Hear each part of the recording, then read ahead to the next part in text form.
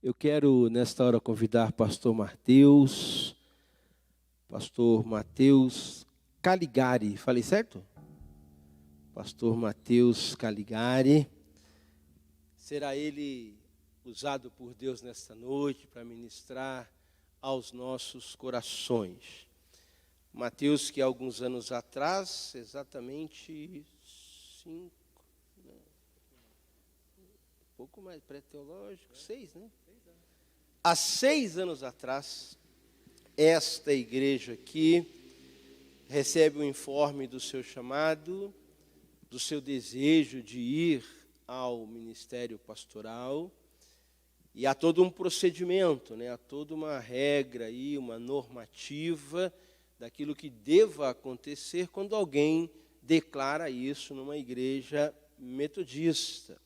Em algum momento, essa experiência pessoal, particular, individual do pastor Mateus é trazido à coletividade, é trazido à igreja. E cabe à igreja reconhecer ou não, pela indicação ou não, pela recomendação do seu nome, à faculdade de teologia, antes ao pré-teológico, né, o período de 1 ano, a fim de que haja ali uma confirmação do chamado, enfim, e depois a faculdade de teologia. Passado todo esse processo, né, e deixo claro para o irmão e para a irmã, o pastor Mateus, ele só sairá do rol de membro desta igreja quando se tornar presbítero, ok? Até tornar-se presbítero, ele continua membro desta igreja aqui.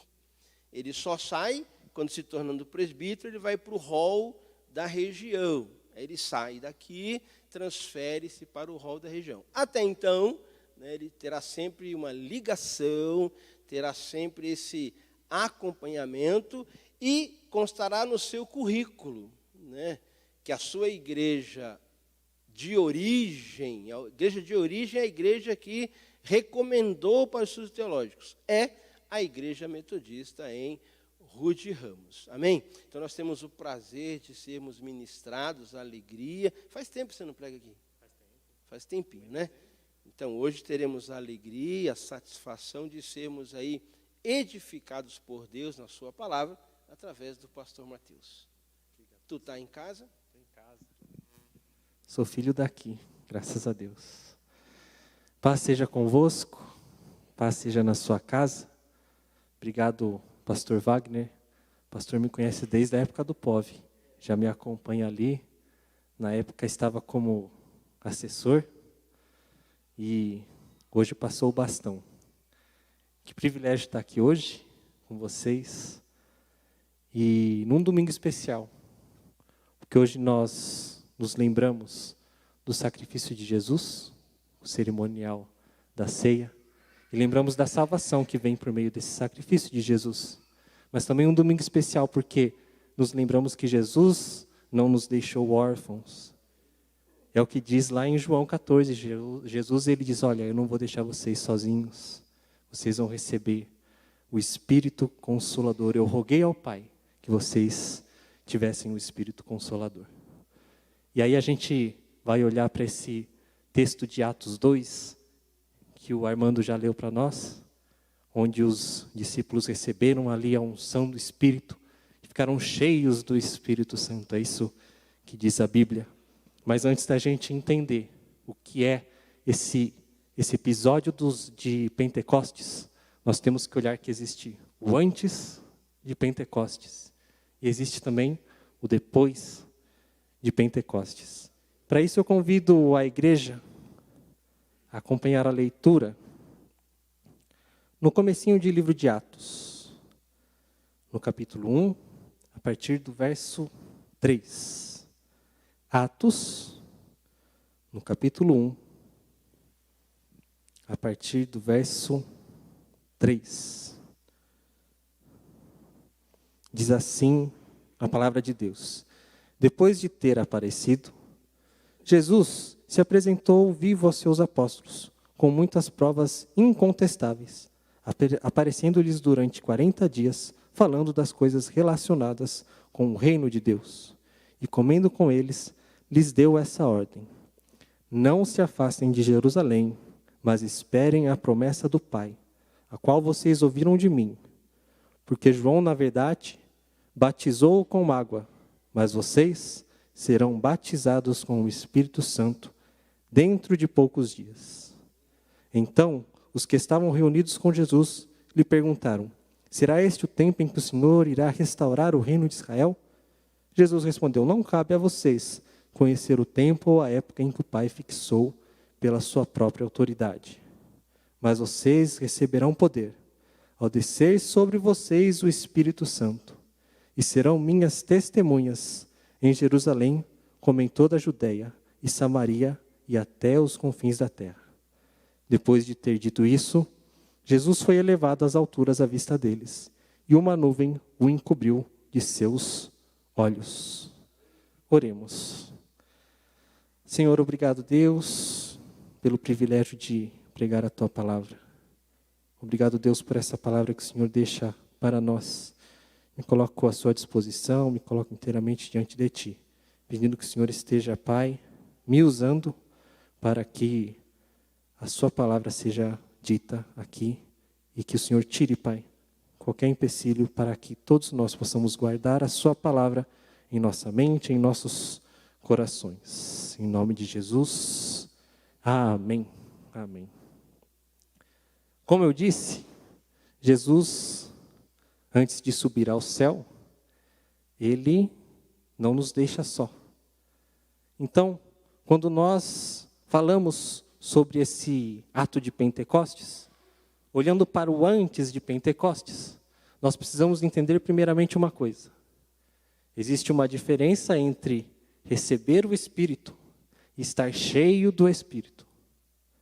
Jesus, antes de subir aos céus, Ele sopra sobre os discípulos o Espírito Santo. É o que diz a Bíblia lá em João 20. Jesus chega para os discípulos e fala: recebam o Espírito Santo. E sopra sobre eles. Então os discípulos, em nenhum momento, ficaram órfãos. Mesmo quando Jesus sobe, até os dias que se passam em que se tem o episódio de Atos 2, os discípulos não estavam só. Eles já tinham o Espírito Santo. Mas conforme diz o texto que o Armando leu, desceu o Espírito e eles ficaram cheios do Espírito Santo. Eles já tinham o Espírito, mas eles ficaram cheios, eles receberam a unção do Espírito Santo.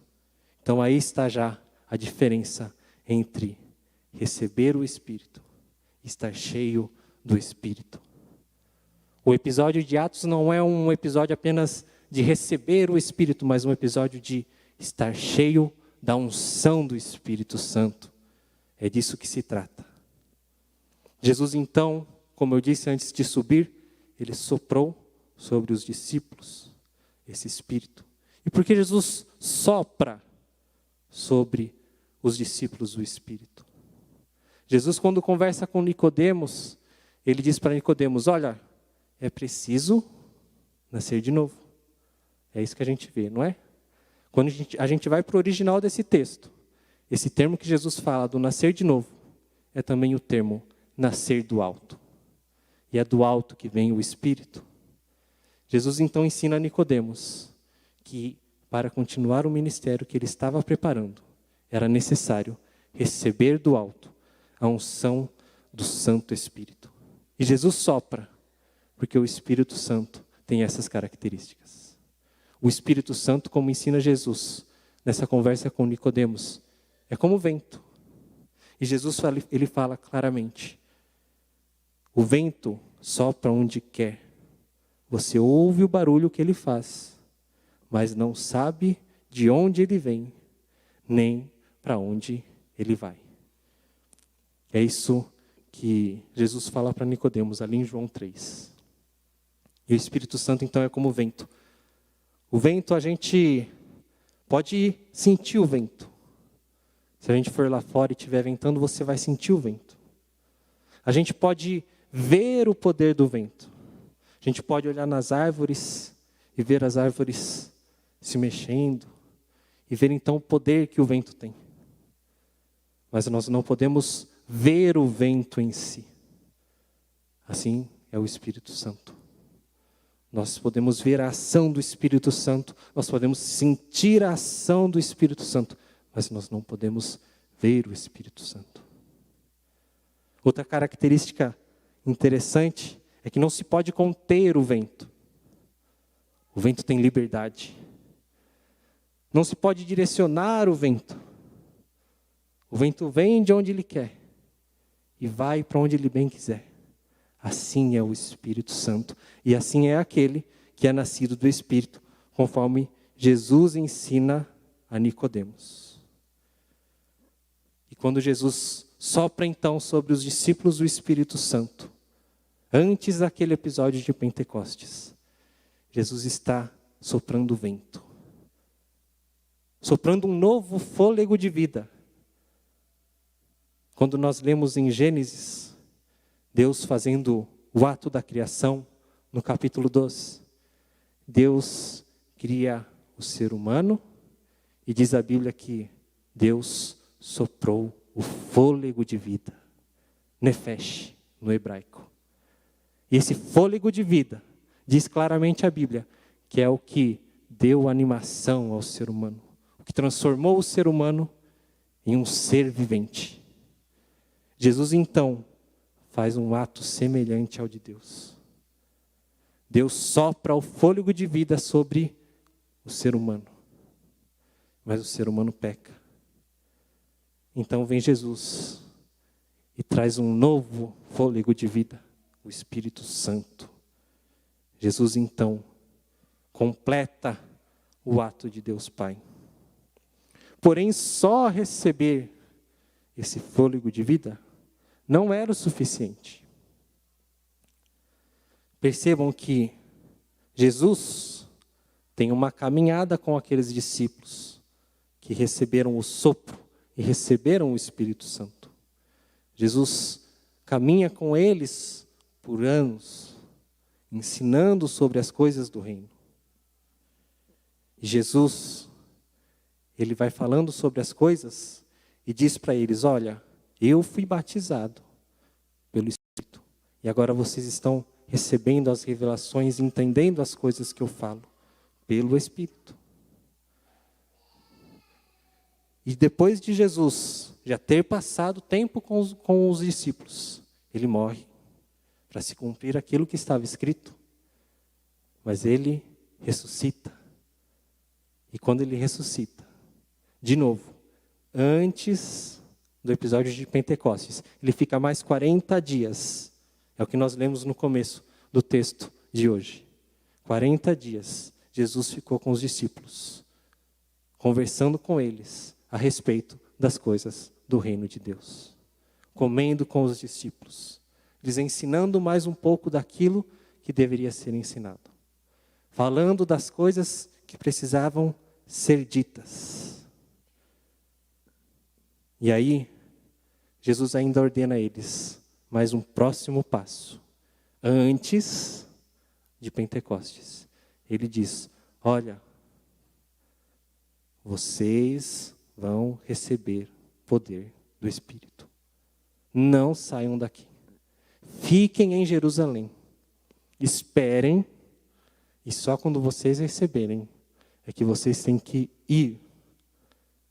E o que é esse ir? É o id, que nós já conhecemos. Mas não é qualquer id. Porque como a gente percebeu aqui, o Espírito Santo não pode ser controlado. Aqueles discípulos, aqueles apóstolos que estavam reunidos em Atos 2, que estavam reunidos no nome de Jesus, receberam o Espírito Santo e foram guiados pelo mesmo Espírito, sem saber ao certo para onde iriam. Mas eles foram, porque não pode ser controlado.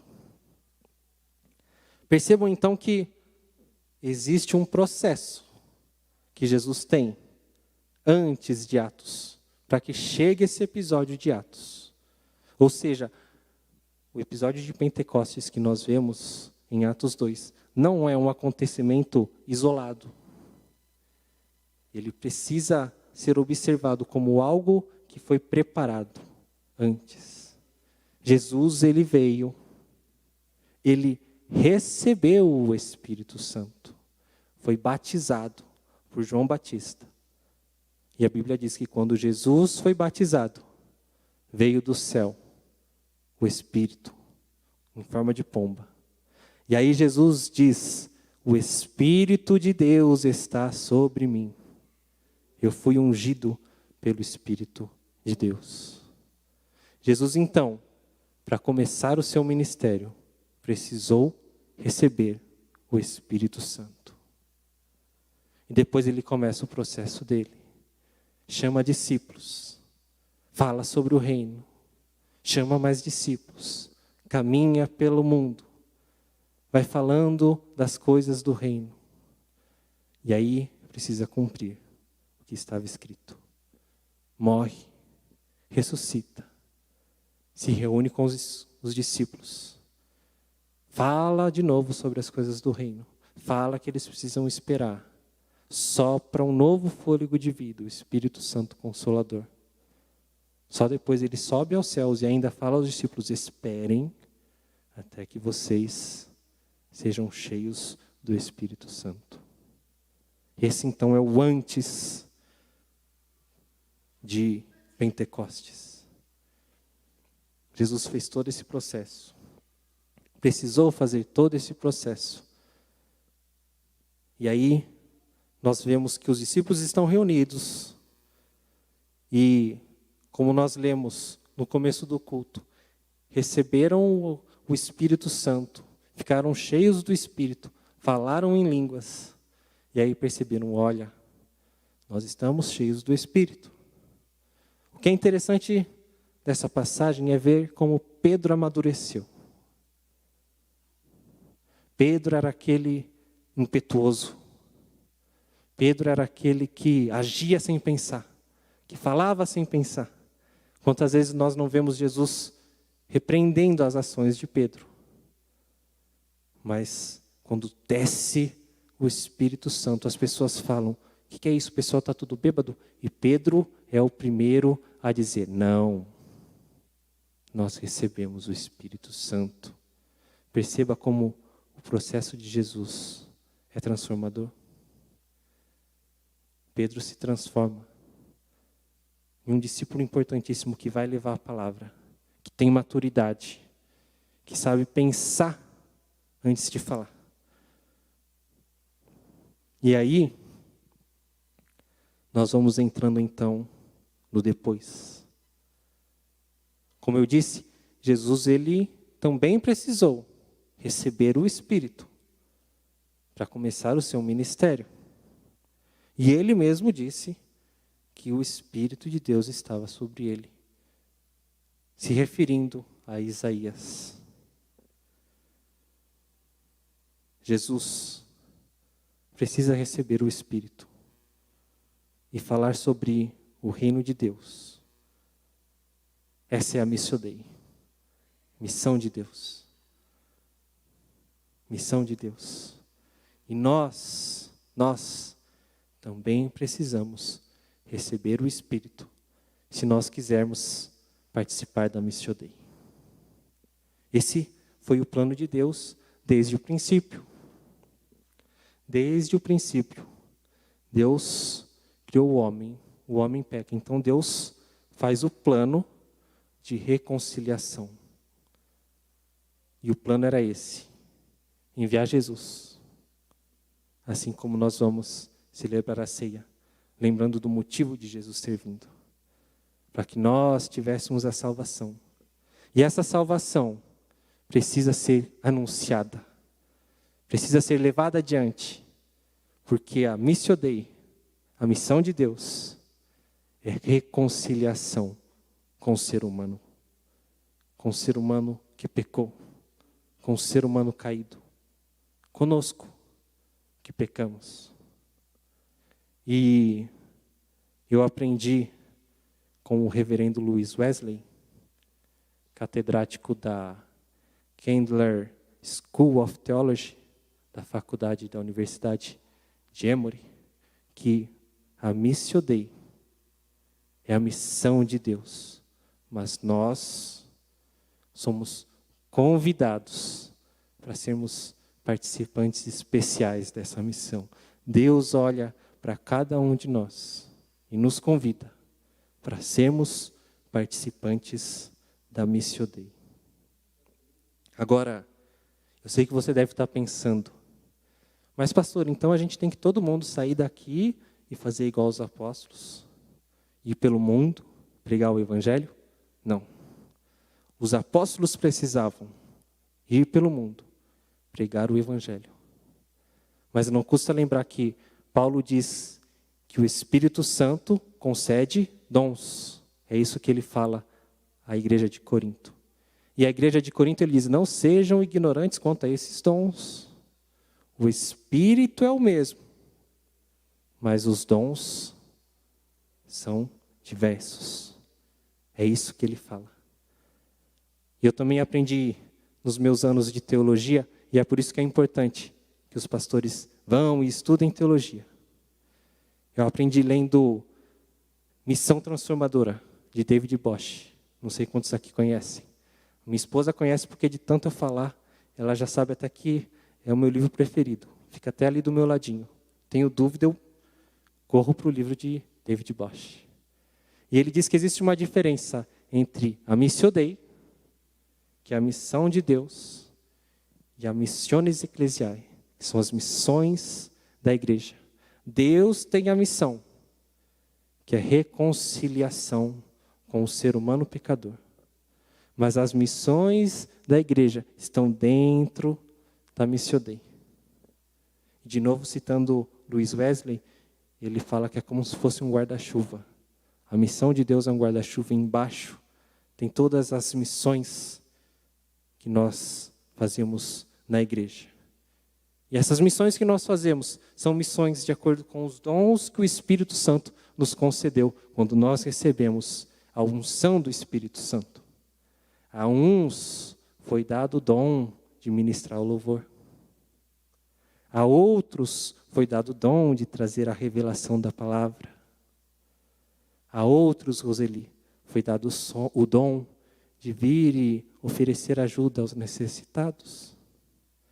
A outros, Deia, foi dado o dom de vir e ministrar lindos cânticos. A outros foi dado o dom de usar a criatividade dentro da igreja, para comunicar a igreja. A outros, André, foi dado o dom de servir a igreja com melhor empenho, com dedicação. O Espírito Santo é o mesmo, mas os dons são diversos. Já entrando então na conclusão da palavra de Deus. Como eu disse, o episódio de Pentecostes não pode ser visto como um episódio isolado. É sim um episódio lindo, é maravilhoso, ver a unção do Espírito, que vem como fogo, que unge os apóstolos, mas ela não está isolada. Esse episódio tem algo que acontece antes, uma preparação de Deus para nós, uma preparação de Jesus para nós, e uma preparação dos próprios discípulos, ou seja, uma própria preparação de nós. E quando nós recebemos essa unção do Espírito Santo, não é apenas para que nós possamos receber o novo fôlego de vida, mas para que o Espírito Santo nos unja e nos usa a favor daqueles que precisam receber também esse novo fôlego de vida. Por isso, igreja, o desafio de nós é entendermos o Pentecostes como um todo, não só como algo isolado. Eu sempre achei interessante como a celebração do coração aquecido cai próximo a Pentecostes. Já perceberam isso? John Wesley fica com o coração aquecido, porque o Espírito Santo agiu no coração de John Wesley. Mas não adianta só ter o coração aquecido. É preciso querer aquecer o coração de outras pessoas. O Espírito Santo de Deus nos é concedido, não para ser contido, mas para ser levado adiante. Porque o vento não pode ser contido. Ninguém sabe de onde ele vem, nem para onde ele vai. Minha oração para nós hoje é que nós possamos receber essa unção e ser guiados por esse Espírito que nos consola, mas também que nos guia e que usa a nossa vida para transformar outras vidas. Eu te convido a fechar os olhos para que nós possamos ter um momento de oração.